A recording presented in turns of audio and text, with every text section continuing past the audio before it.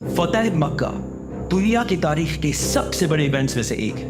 मक्का को फतह करने के 2 साल पहले मुसलमानों और काफिरों के दरमियान एक एग्रीमेंट सुलह हुदैबिया हुई, जिसका एक पॉइंट ये था कि 10 साल तक मुसलमानों और मक्का वालों के दरमियान कोई लड़ाई नहीं हुई और अरब के सारे कबीलों के पास आज़ादी है कि वो मुसलमानों और काफिरों में से किसी के साथ भी पार्टनरशिप कर सकते हैं। और अगर इन कबीलों में से भी किसी ने एक दूसरे पर हमला किया तो सुलह हुदैबिया खत्म हो जाएगी। बनु बकर और बनु खुज़ाफ एक दूसरे के बहुत पुराने दुश्मन कबीले थे। बनु बकर पावरफुल और इन्फ्लुएंशियल कबीला था, तो उन्होंने सोचा कि अब इन कमजोर मुसलमानों से क्या पार्टनरशिप करें। तो उन्होंने उस टाइम ज्यादा पावरफुल और रिच कबीले कुरैश के साथ पार्टनरशिप की। बनु खुज़ाफ के पास और कोई ऑप्शन नहीं था, तो उन्होंने मुसलमानों के साथ पार्टनरशिप। ये हालात सुलह हुदैबिया के टाइम पर थे, लेकिन उससे कुछ ही अरसे बाद मुसलमानों ने अरब के सबसे रिच टिलों में से एक खैबर को फतह किया और उसके बाद रोमन एम्पायर से भी जंग मुता में टक्कर ली। तो अब मुसलमानों के हालात बिल्कुल बदल गए और अब कुरैश कमजोर पार्टी बन चुकी। तो कुरैश हर टाइम इस कोशिश में रहती कि किसी भी तरह 10 साल लड़ाई ना करने की जो एग्रीमेंट है वो खत्म ना हो। लेकिन कुरैश के पार्टनर बनु बकर ने पुरानी दुश्मनी की वजह से मुसलमानों के दोस्त बनु खुज़ा के काफी लोगों को रात के अंधेरे में कत्ल कर दिया। बनु खुज़ा कमजोर थे, तो वो सीधा रसूलुल्लाह सल्लल्लाहु अलैहि वसल्लम के पास आए और उनसे मदद मांगी। मक्का वालों को जब इस बात का पता चला तो वो बहुत डर गए और उन्होंने फौरन अबू सुफियान को मदीना भेजा। अबू सुफियान जैसे ही मदीना पहुंचा वो सीधा अपनी बेटी उम्मे हबीबा के घर गया, जो रसूलुल्लाह सल्लल्लाहु अलैहि वसल्लम की वाइफ थी, जिन्होंने अपने बाप और खानदान के खिलाफ जाकर इस्लाम कबूल किया था। जैसे ही अबू सुफियान अपने बेटी के घर में दाखिल हुए तो उनकी बेटी ने कारपेट हटा दी। तो अबू सुफियान ने पूछा कि आई डोंट अंडरस्टैंड, ये कारपेट मेरे लायक नहीं है या मैं इस कारपेट के लायक नहीं। तो उसकी बेटी ने कहा, इस कारपेट पर रसूलुल्लाह सल्लल्लाहु अलैहि वसल्लम बैठते हैं और आप एक नापाक मुशरिक हैं। अबू सुफियान को इस बात पर बहुत गुस्सा आया और वो सीधा रसूलुल्लाह सल्लल्लाहु अलैहि वसल्लम के पास गया और उनसे भीख मांगी कि हमने सुलह हुदैबिया खत्म नहीं की। लेकिन रसूलुल्लाह सल्लल्लाहु अलैहि वसल्लम ने उसकी बात नहीं मानी। फिर वो अबू बकर रज़ियल्लाहु अन्हु के पास गया और उनसे भीख मांगी। फिर उमर रज़ियल्लाहु अन्हु, फिर अली रज़ियल्लाहु अन्हु, सब के पास जाकर उन्होंने भीख मांगी, लेकिन किसी ने भी उनकी बात नहीं मानी। अबू सुफियान ने इसके बाद सीधा मक्का पे और सबको बताया कि अब हमें बचाने वाला कोई नहीं, सुलह हुदैबिया खत्म हो चुकी। लेकिन मक्का वालों ने मुसलमानों की तरफ से इतनी जल्दी हमला एक्सपेक्ट नहीं किया। मदीना में रसूलुल्लाह सल्लल्लाहु अलैहि वसल्लम ने किसी को भी बताए बगैर हमले की तैयारियां शुरू कर दी और किसी को भी नहीं बताया कि हमला कब, कहां और किस पर हो रहा है। इवन हजरत अबू बकर रज़ियल्लाहु अन्हु ने अपनी बेटी आयशा रज़ियल्लाहु अन्हा से पूछा, तो हजरत आयशा रज़ियल्लाहु अन्हा ने भी कहा कि आई हैव नो आइडिया।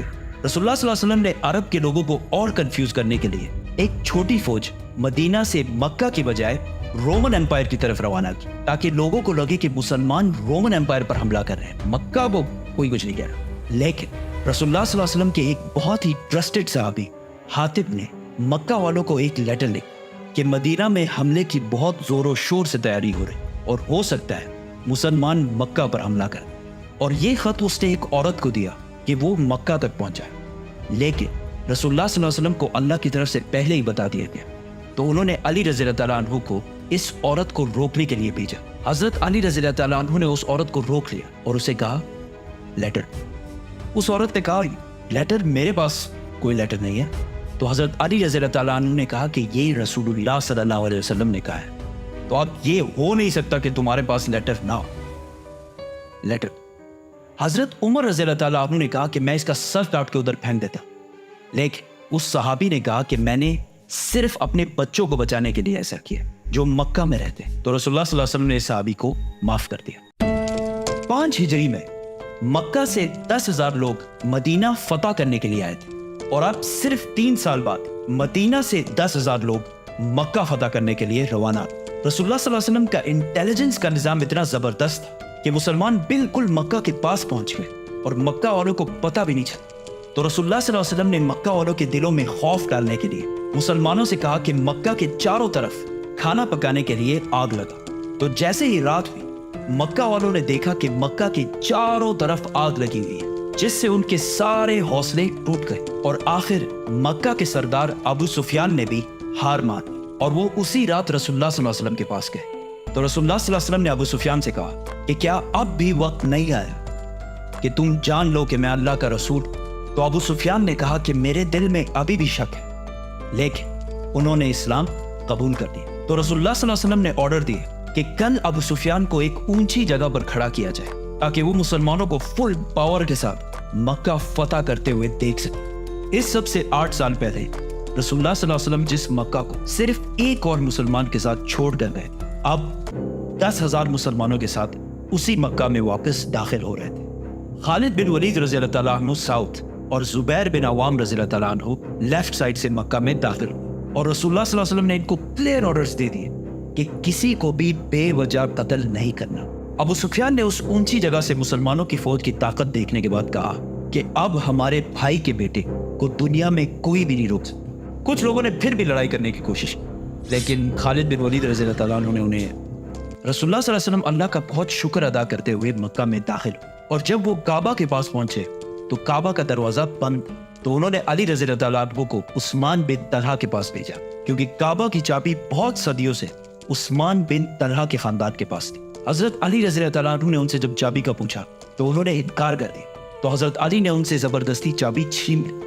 رسول اللہ صلی اللہ علیہ وسلم جب کعبہ میں داخل ہوئے تو انہیں اللہ کی طرف سے بتایا گیا کہ کعبہ کی چابی واپس اس کافر عثمان بن طلحہ کو دی جائے، تو حضرت علی رضی اللہ تعالیٰ عنہ نے ان سے معافی مانگی اور چابی ان کو واپس کر دی، اور وہ مسلمان ہو گئے۔ اور رسول اللہ صلی اللہ علیہ وسلم نے عثمان بن طلحہ سے کہا کہ یہ کعبہ کی چابی تمہارے اور تمہاری اولاد کے پاس قیامت تک رہے گی، اور اس چابی کو تمہارے خاندان سے صرف ایک ظالم نہیں چھینے، اور آج تک 1400 سال بعد بھی یہ چابی اسی خاندان کے پاس ہے، کیونکہ یہ خاندان کوئی عام خاندان نہیں ہے۔ ابراہیم علیہ السلام نے جب کعبہ بنایا تو کعبہ کی چابی انہوں نے اسماعیل علیہ السلام کو دی، اور اسماعیل علیہ السلام نے یہ چابی اپنے بیٹوں کو دی، اور ایسا سلسلہ چلتا رہا۔ آخر عرب کے ایک قبیلے نے ابراہیم علیہ السلام کے خاندان سے یہ چابی چھین لی، پھر اس قبیلے سے یہ چابی ایک اور قبیلے نے چھین، اور آخر یہ چابی قریش کے پاس آئی جو اسماعیل علیہ السلام کی پیور اولاد تھی۔ اس طرح یہ چابی واپس ابراہیم علیہ السلام کے خاندان کے پاس آئی، اور اسی لیے رسول اللہ صلی اللہ علیہ وسلم نے یہ چابی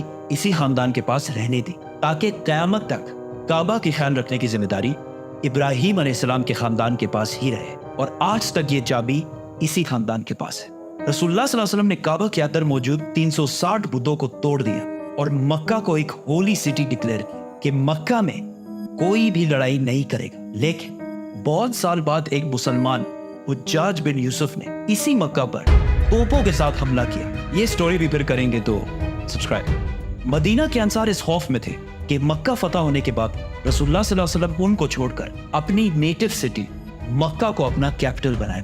رسول اللہ صلی اللہ علیہ وسلم نے اتنی ساری لڑائیوں اور مکہ والوں کے اتنے ظلم کے بعد سارے مکہ والوں کو اکٹھا کیا اور ان سب کو کہا کہ آج میں تم لوگوں کے ساتھ وہ کروں گا جو یوسف علیہ السلام نے اپنے بھائیوں کے ساتھ کیا تھا، اور پورے مکہ میں سب کو معاف کر دیا۔ اور اتنی بڑی فتح کے بعد بھی مکہ میں کسی سے بھی کوئی مال غنیمت نہیں لیا، اور رسول اللہ صلی اللہ علیہ وسلم کچھ ہی دن بعد مکہ سے واپس مدینہ اپنے کیپٹل چلے گئے۔ اب مدینہ کی یہ ریاست عرب کی سب سے طاقتور سٹیٹ بن گئی، لیکن عرب کے کچھ قبیلوں نے پھر بھی مسلمانوں کی طاقت ایکسیپٹ نہیں کی، تو رسول اللہ صلی اللہ علیہ وسلم اس بار 12,000 لوگ لے کر حنین کی طرف روانہ ہوئے۔ اس فوج میں بہت سارے نئے مسلمان بھی تھے، اور وہ بہت ریلیکس تھے کہ ہم آرام سے جنگ جیت جائیں، لیکن یہ جنگ مسلمانوں کے لیے سب سے خطرناک جنگوں میں سے ایک ہے۔